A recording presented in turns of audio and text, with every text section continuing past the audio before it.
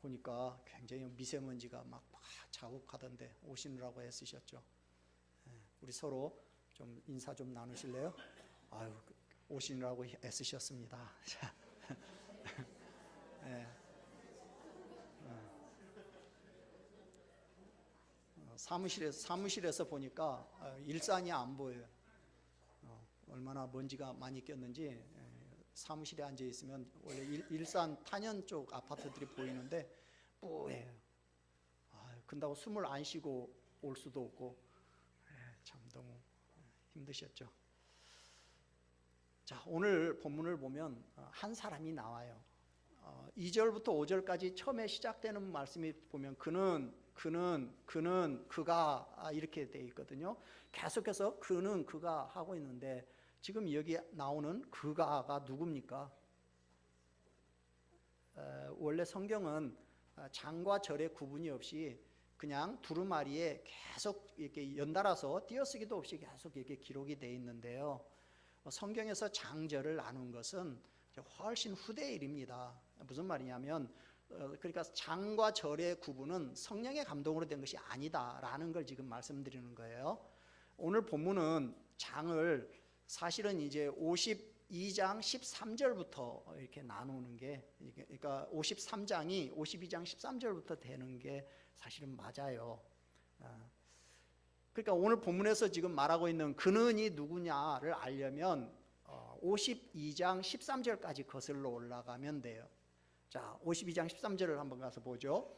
보라, 내 종이 형통하리니 받들어 높이 들려서 지극히 존귀하게 되리라. 그러니까 지금 53장에 보면 그는 그가가 계속 나오는데 그는이 누구냐면 52장 13절에서 말하는 내 종, 여호와의 종이란 말이에요. 그러면 여기에서 말하는 여호와의 종은 또 누굽니까? 인간이 범죄해서 타락한 순간부터 하나님께서는 구원자 메시아를 여자의 후손으로 보내주실 것을 계속해서 말씀하셨어요. 그 이후로 수많은 선지자들과 당신의 종들을 통해서 인생들을 구원하실 구원자를 보내주시겠다 약속해 주셨어요. 그러니까 오늘 여기 여호와의 종이라는 건 바로 그 하나님이 보내시겠다고 약속한 메시아를 지금 말하고 있는 거예요. 이사야서에는 여호와의 종의 그 정체와 사역을 노래하고 있는 일명 종의 노래라고 하는 그 노래가 4개가 나와요. 42장에 한번 나오고 49장에 나오고 50장에 나오고 그리고 오늘 53장에 나와요. 그러니까 오늘 본문은 제4종의 노래의 일부인데요. 사실 제4종의 노래는 이제 종의 고난과 순환이 초점이 아니라 사실은 이제 종의 그 승리에 이제 초점이 맞춰져 있어요. 그런데 종의 영광과 승리를 보기 위해서는 먼저 그 전에 종의 고난과 죽음을 먼저 봐야겠죠. 그래서 오늘은 이제 오늘 본문을 통해서 지금 제4종의 노래에서 말하고 있는 그 여호와의 종, 즉 메시아는 어떤 메시아냐 하는 부분을 보겠습니다. 첫째로 메시아는 그 당시 사람들이 기대하던 메시아와는 전혀 다른 모습으로 오신다는 거예요. 1절을 같이 읽죠. 우리가 전한 것을 누가 믿었느냐?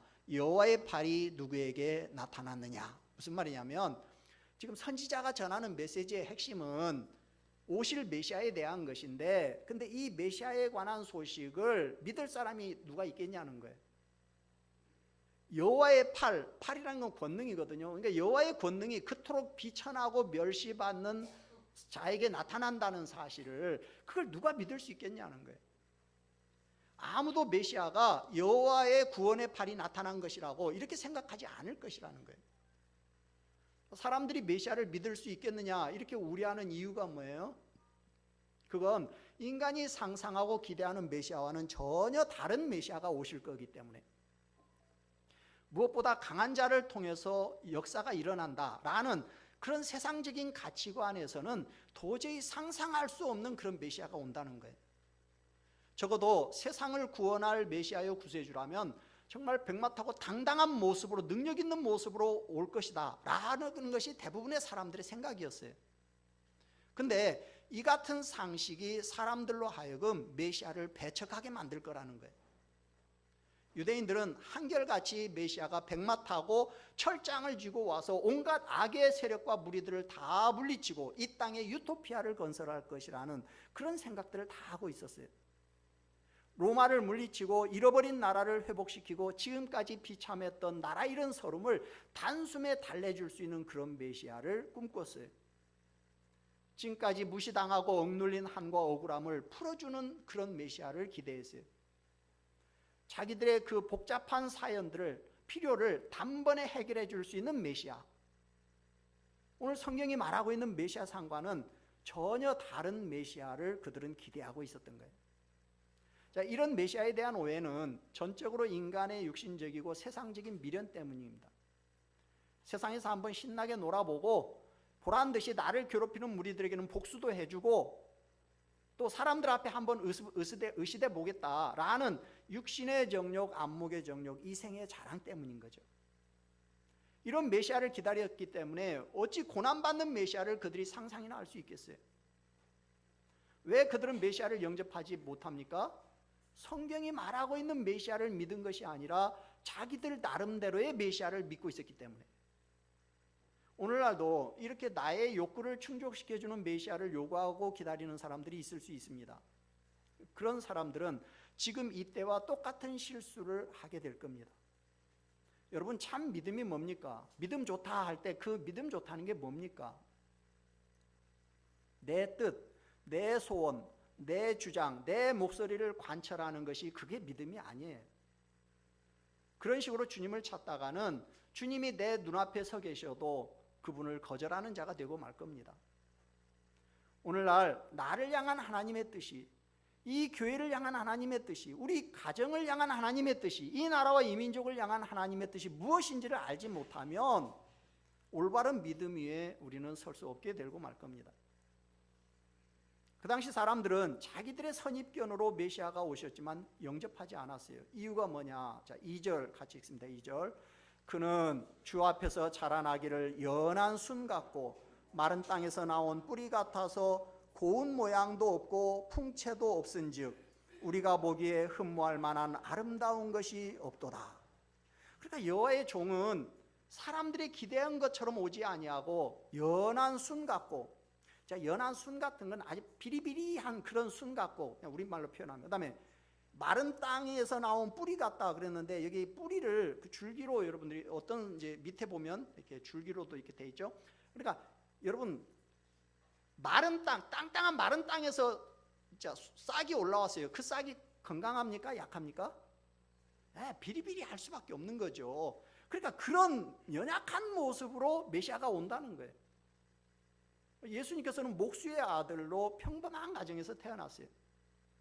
존경받을 만한 그런 가문도 아니고요, 무슨 뭐 대단한 학벌을 가진 것도 아니고 무슨 뭐 재산을 많이 갖고 그러지도 않았어요. 바리새인이나 서기관들처럼 무슨 뭐 대단한 사람이라는 표식을 나타내는 어떤 화려한 그런 옷을 입지도 않으셨어요. 그리고 오늘 여기 보니까 고운 모양도 없고 풍채도 없다고 그랬어요.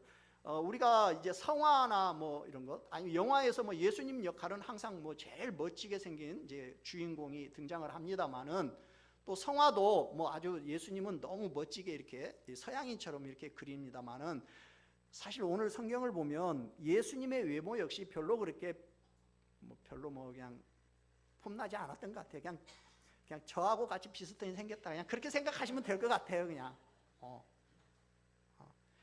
우리가 생각하는 영화 주인공 같은 막 핸섬한 그런 모습이 아니었던 거예요. 오늘 보니까 그냥 평범한 목수의 아들로 자랐는데요. 그것도 아마 추측하기로는 예수님이 어렸을 때 그 아버지 요셉은 아마 일찍 죽은 것 같아요. 그러니까 뭐 편모스라에서 목수 일을 하면서 가정을 이끌어가는, 어떻게 보면 소년 가장으로 예수님은 자라신 거예요. 그래서 사람들은 예수님이 하나님의 아들이고 메시아다라는 사실을 나중에 믿기가 어려웠던 거예요. 우리는 항상 위대한 사람은 위대한 조건을 갖춘 자들이 된다라고 생각을 해요. 그러나 예수님의 경우는 전혀 그렇지 않았던 거예요. 그러니까 사람들이 믿을 수가 없는 거예요. 하나님은 왜 이렇게 인간들이 기준으로 설정해 놓은 좀 그런 증거나 무슨 대단함 같은 이런 어떤 힌트를 전혀 보여주지 않으셨을까요? 왜 하나님의 아들이 그렇게도 보잘것없는 모습으로 오셨을까요? 그것은 바로 인간의 그런 모습들이 하나님을 믿고 섬기는 데 있어서 가장 방해가 되기 때문이에요. 지금도 사람들은 뭔가 크고 화려한, 교회도 크고 화려한 교회 가면 뭔가 좀 하나님의 역사가 강하게 나타날 것 같은 그런 생각들을 한단 말이죠.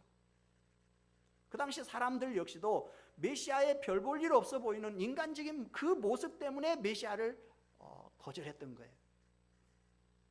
메시아는 그 당시 사람들이 기대하던 메시아상과는 전혀 다른 모습으로 오셨어요. 그것 때문에 사람들은 메시아를 믿지 않고 배격한다는 거예요. 여러분, 항상 우리는 외모로 판단하지 마시고 성경에 나와 있는 말씀대로 믿으시기를 바랍니다. 하나님은 연약한 종의 죽음을 통해서 온 세상의 구원 사역을 이루셨다라는 사실을 항상 염두에 두시기를 주의 이름으로 축원합니다. 두 번째, 메시아는 멸시와 고난을 받고 죽는다는 거예요. 자, 3절 같이 읽습니다. 그는 멸시를 받아 사람들에게 버림받았으며 강고를 많이 겪었으며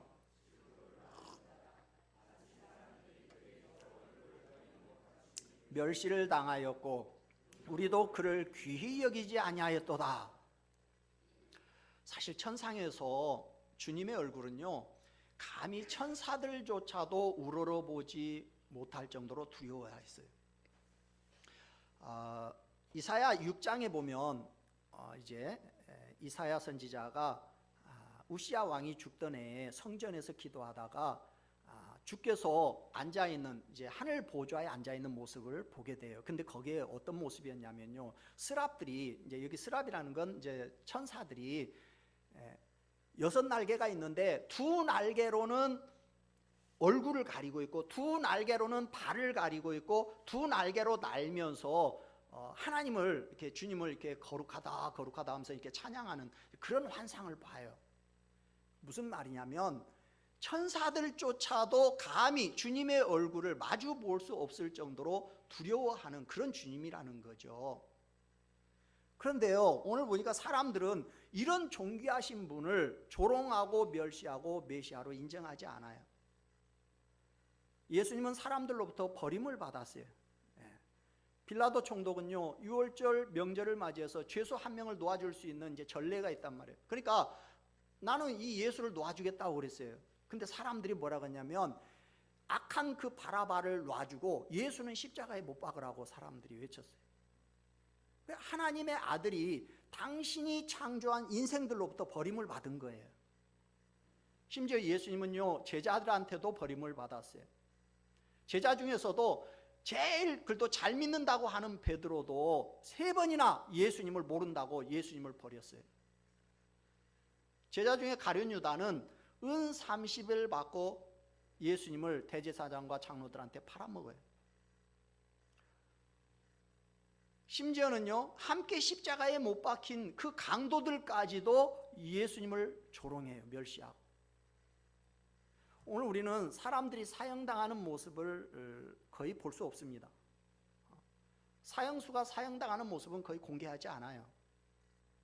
외국의 경우에는 이제 가족이나 가까운 친지들은 이제 유리창 너머로 그 독극물 그 주사를 맞고 이제 그 죽는 모습을 이제 이렇게 보는 경우들이 있어요. 그러나 외국에서도 군중들 앞에서 뭐 공개 처형을 뭡니까? 이 모독을 하는 그런 처형은 하지 않아요. 한 나라 그런 거 하는 나라가 하나 있기는 있죠. 얼마 우리 여기서 얼마 안 떨어져 있는 나라는 뭐 그런 그런 뭐 고사총으로 뭐 쏴 죽인다는데 막 사람들이 보는 앞에서 참 희한한 같은 한국 사람들 맞나 몰라. 자, 그렇긴 합니다만은 근데 주님은요, 오늘 보니까 대중들 앞에서 옷을 완전히 할딱 벗기고요. 물론 이게 요즘 이렇게 예수님 상을 만든 사람들이 그런 모습을 만들 수는 없으니까 수건 하나를 아래에 이렇게 두른 걸로 이렇게 이제 조각을 하기는 합니다만은 사실은 완전히 활딱 벌거벗긴 상태예요. 십자가에 공개 처형 당할 때는요, 완전히 벌거벗긴.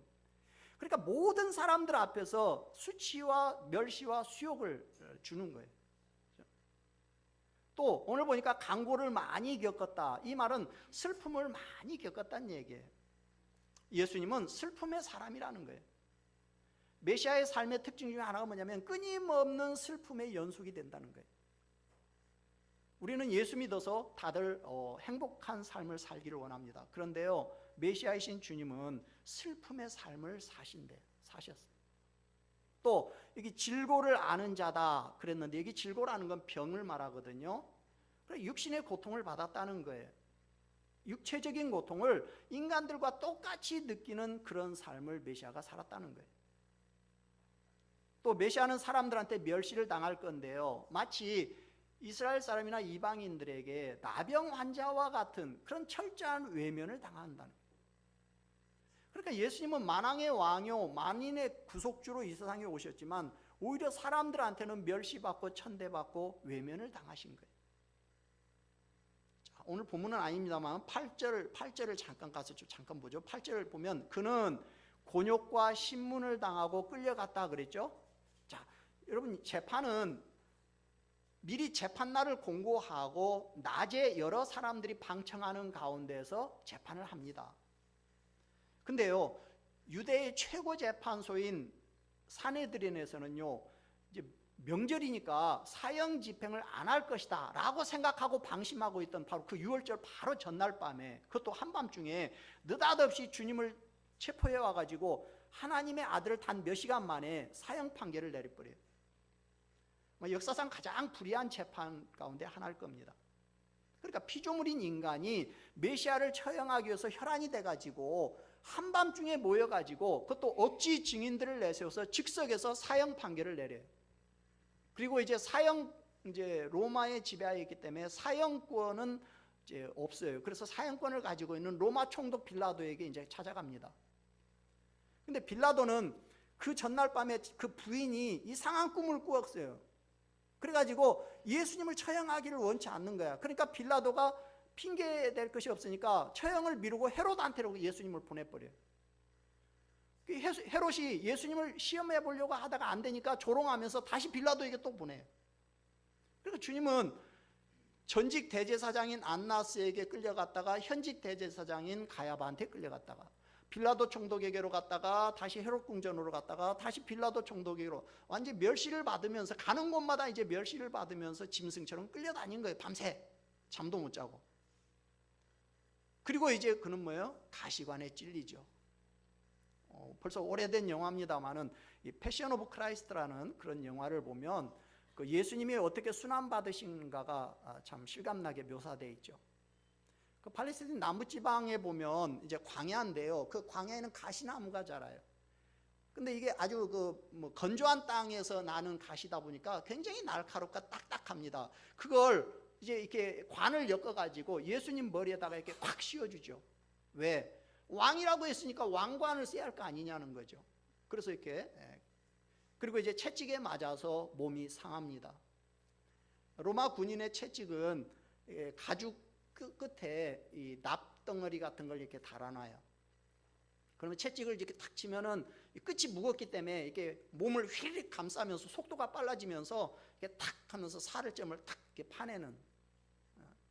그러니까 그런 채찍질은 장정도 몇 대 맞으면 픽픽 쓰러진다고 그래요. 그러니까 주님은 이제 상체가 벌거벗겨진, 이제 채찍질은 항상 상체가 벌거벗겨진 상태에서 채찍질을 하거든요. 그 빌라도 앞에서 그 채찍질을 여러 번 당했어요. 그리고 십자가를 지고 가면서도 또 당해요. 그러니까 주님이 걸어가신 그 골고다 언덕길은, 비아 돌로로사라고 하는 그 길은 완전히 피로 얼룩진 길인 거예요. 그리고 십자가에 못 박혔어요. 우리나라 시간으로 아침 9시에 이제 사형 집행이 시작된 거죠. 그 십자가에다가 주님을 눕혀놓고, 이제 우리로 말하면 옛날에 이제 망나니라고 하죠. 막 이렇게 칼 막 이렇게 입에다 막 술 엮고 훅 막 불고 막 이러고 하는 그 이제 망나니라고 하는데, 이제 그거에 해당되는 망나니가 결국 이제 십자가에 뭡니까? 이제 손과 이제 발에다가 이렇게 못을 박는데요. 지금 유대 지방의 납골당에서 발견된 그 당시에 이제 못이 지금도 발견되는데요. 거의 뭐 20cm에 달하는 엄청 큰 못이에요. 뭐 우리는 보통 성화에서 예수님 뭐 여기에 뭐 이렇게 못자국이 나 있습니다만은, 그러나 대개 여기가 아니라 다 여기로 봅니다. 왜냐하면 여기는 하면은 이제 체중이 실리면은 이게 이제 찢어져 버려요. 이게 손 견지를 못하고. 그래서 대개 이제 여기다가 이렇게 하고, 발은 이렇게 세워가지고 이렇게 이제 하는데요. 팽팽히 당기지는 않아요. 왜냐하면 원래 십자가형의 그 형벌 자체가 오래오래 고통당하다 죽으라는 형벌이기 때문에 팽팽히 당기지 않고 약간 느슨하게 이렇게 매달아 놔요. 그러면 이제 몸이 축 처지면서 가슴에 물이 찹니다. 그러면요, 숨이 안 쉬어져요. 이제 들숨은 되는데 날숨을 못 내시면, 그럼 날숨을 내려면, 숨 쉬려면 어떻게 하느냐? 자, 발에다가 힘을 주고 손에다 힘을 주고 몸을 이렇게 치키면은 이제 숨이 쉬어지는데, 근데 문제는 그렇게 할 때마다 이 못 박힌 곳에서 이제 피가 계속 나오면서 상처가 이제 도지는 이제 그런 아픔을 이제 겪으면서, 그러니까 서서히 고통당하다가 죽어가라는 것이 그게 십자가형이니까. 그리고 그가 살아있는 자들의 땅에서 끊어졌다 그랬죠. 그러니까 영원한 생명의 근원이신 메시아가 인간과 똑같이 죽었어요. 사실은 죽을 필요가 없는 창조자가 죄인처럼 죽으셨다는 거죠. 그리고 사람들은 죽었는지 확인한다고 옆구리를 창으로 찔렀어요. 결국 예수님은 모든 피와 물을 다 쏟으시고 죽으신 거죠. 이렇게 메시아가 사람들의 멸시와 고난을 받고 죽는다는 거예요. 세 번째로, 메시아가 고난받는 이유는 우리의 죄 때문이라는 거예요. 자, 오늘 선지자는 메시아가 이렇게 고난당하는 이유를 설명합니다. 이유가 뭐냐? 4절 같이 읽습니다. 그는 실로 우리의 질고를 지고 우리의 슬픔을 당하였거늘 우리는 생각하기를 그는 징벌을 받아 하나님께 맞으며 고난을 당한다 하였노라. 자, 그는 우리의 질고를 지고 우리의 슬픔을 당했다는 거예요. 그러니까 메시아가 고난당하고 죽은 것은 왜 그랬느냐? 우리 인간들 때문이라는 거예요. 왜, 무엇 때문에 메시아가 그토록 혹독한 고통을 당했느냐? 우리의 질고 우리의 슬픔을 대신 당했다는 거예요. 사람들은 현세적인 인과응보 사상에 이렇게 되게 근거해 가지고 어떤 사람이 벌을 받으면 아마 그 사람이 그만큼 뭔가 잘못을 했으니까 벌을 받을 것이다 라고 생각을 합니다. 그런데 온 세상을 놀라게 하는 것은 이 종의 고통은 자신의 죄에서 비롯된 것이 아니라는 거예요. 메시아는 사람들의 병과 그 원인인 죄를 대신 당하신 거예요. 근데 어떤 사람들은 예수님이 고난받고 십자가에 달려 죽은 것은 자기의 죄 때문에 징벌을 받아서 하나님에게 매를 맞고 고난을 당한다 이렇게 생각했다는 거죠. 아니라는 거예요. 그분은 우리의 질고를 지고 우리의 슬픔을 당한 거예요. 5절 같이 읽습니다. 그가 찔림은 우리의 허물 때문이요 그가 상함은 우리의 죄악 때문이라. 그가 징계를 받음으로 우리는 평화를 누리고 그가 채찍에 맞음으로 우리는 나음을 받았도다. 자, 이 말씀만큼 예수님의 고난의 성격을 잘 설명해 주고 있는 구절이 없죠. 이사야는 그리스도의 고난의 의미를 네 가지로 묘사하고 있어요. 첫째, 그가 찔린 것은 우리의 허물 때문이다. 그러니까 예수님께서 가시면류관에 머리가 찔리고 손과 발에 못이 찔리고 또 옆구리를 창으로 찔린 이유가 뭐냐? 바로 우리의 허물 때문이라는 거예요. 즉 하나님의 주권에 반역한 인간의 그 본성과 죄악의 근원을 해결하시기 위해서 예수님이 찔리셨다는 거예요.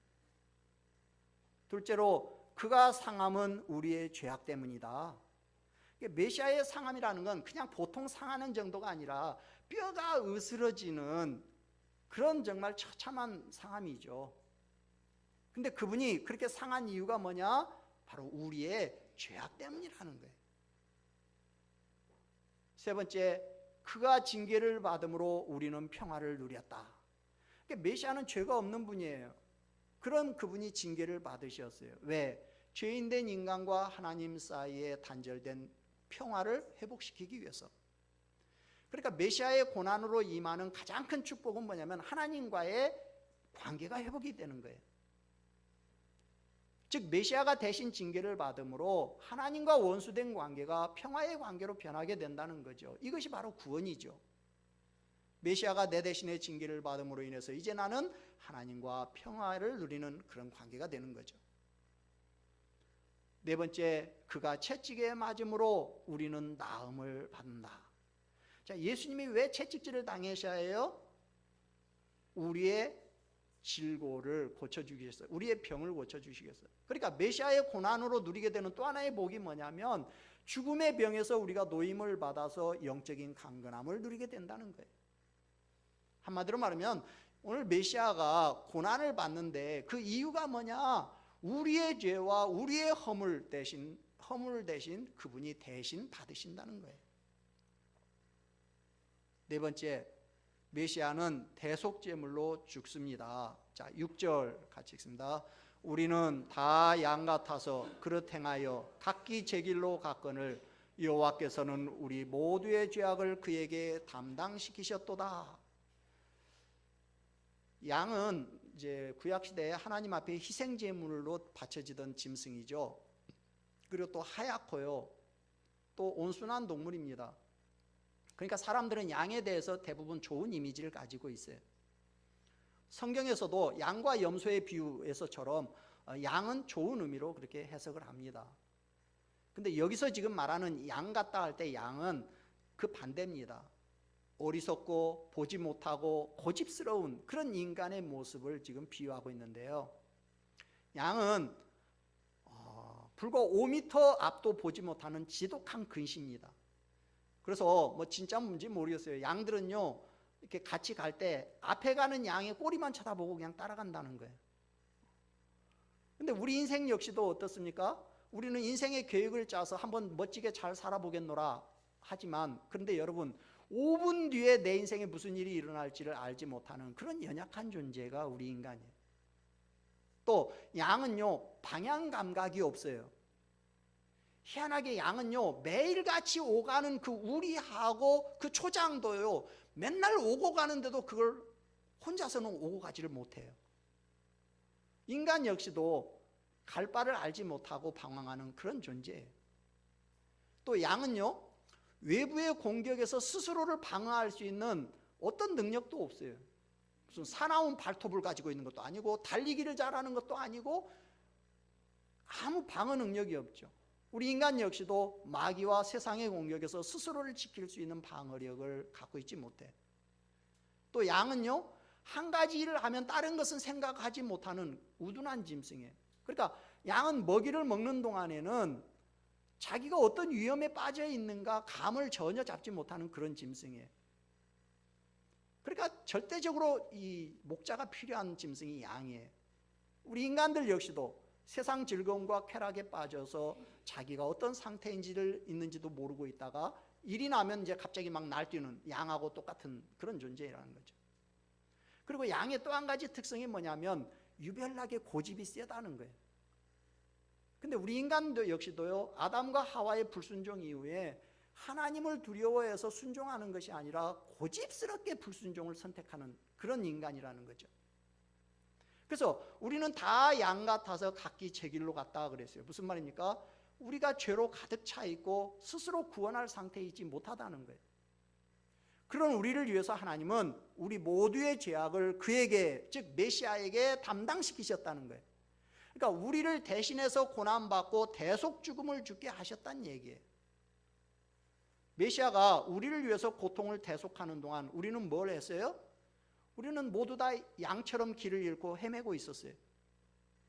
우리가 갈 길을 모르고 갈팡질팡할 때 하나님은 메시아에게 우리의 죄악을 감당시키신 거예요. 그러니까 메시아는 우리를 대신한 속죄 제물로 즉 어린 양으로 죽은 거예요.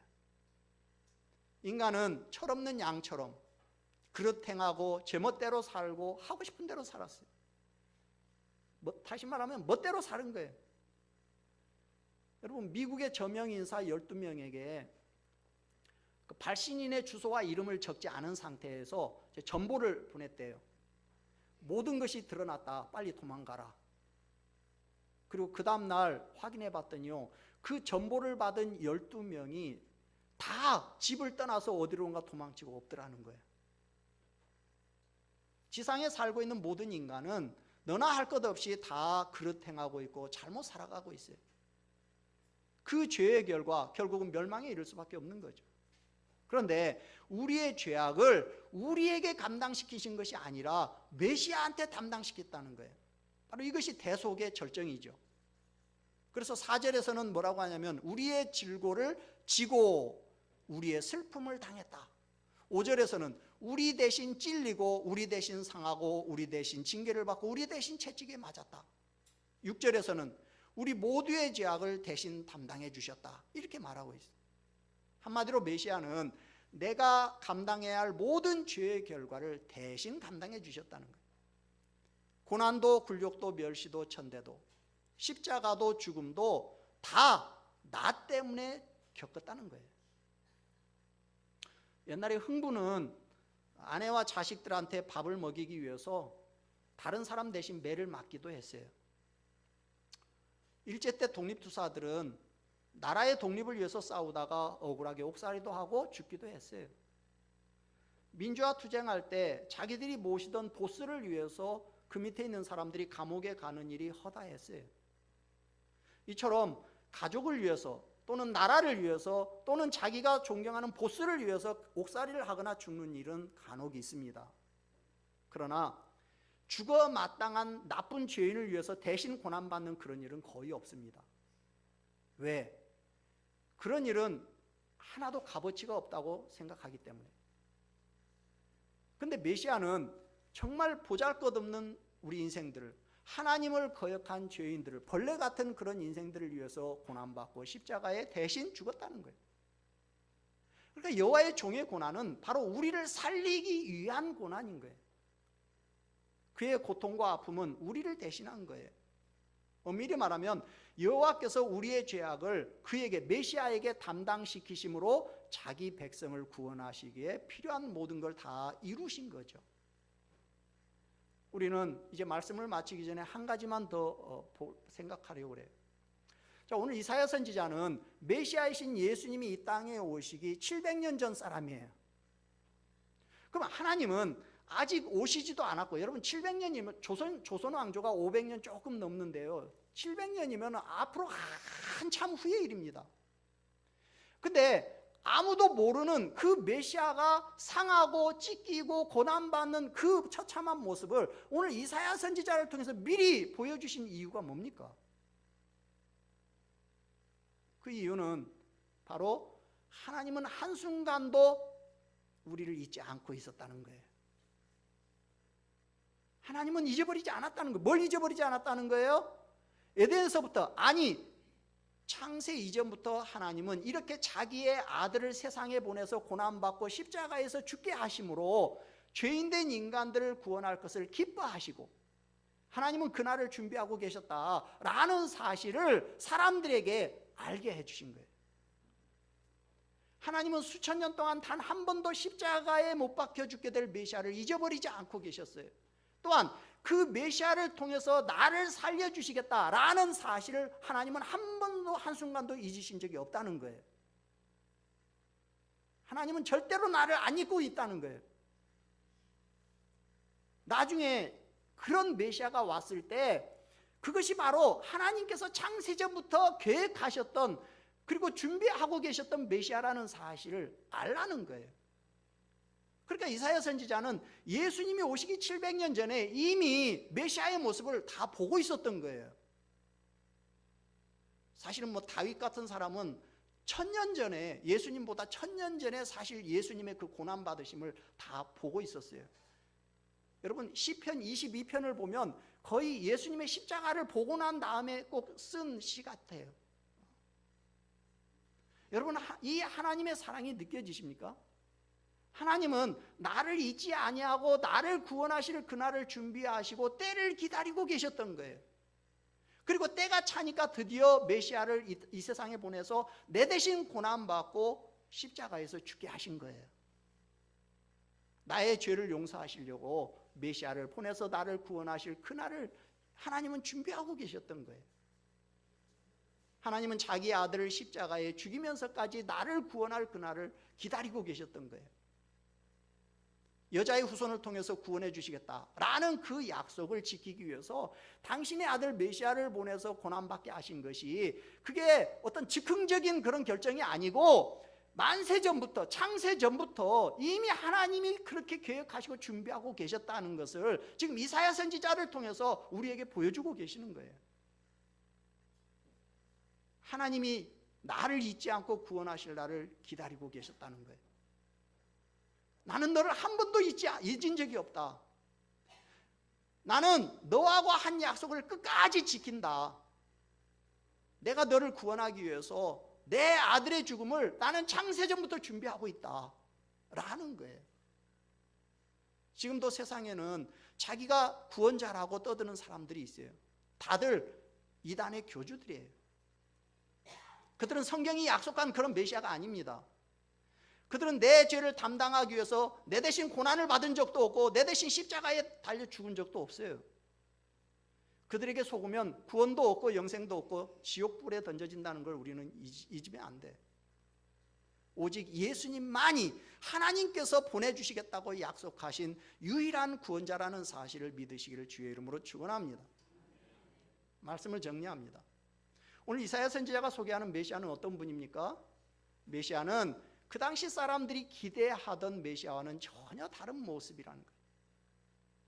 두 번째로 메시아는 멸시와 고난을 받고 죽는다는 거예요. 세 번째, 메시아가 고난받는 이유는 우리의 죄 때문이라는 거예요. 그리고 메시아는 대속제물로 죽는다는 거예요. 오늘은 종려주일이고 이번 주간은 고난주간이에요. 종려주일, 팜선데이는 결국 메시아이신 예수님이 고난받고 십자가에 달리기 위해서 이제 예루살렘에 입성하신 걸 기념하기 위해서 지키는 주일이에요. 근데 예수님이 예루살렘에 입성하실 때 사람들이 이 종려나무 가지를 막 흔들면서 환영한 데서부터 이제 비롯된 명칭이에요. 고난주간을 맞이해서 우리는 주님의 고난을 묵상하면서 주님의 고난에 동참하기를 원합니다.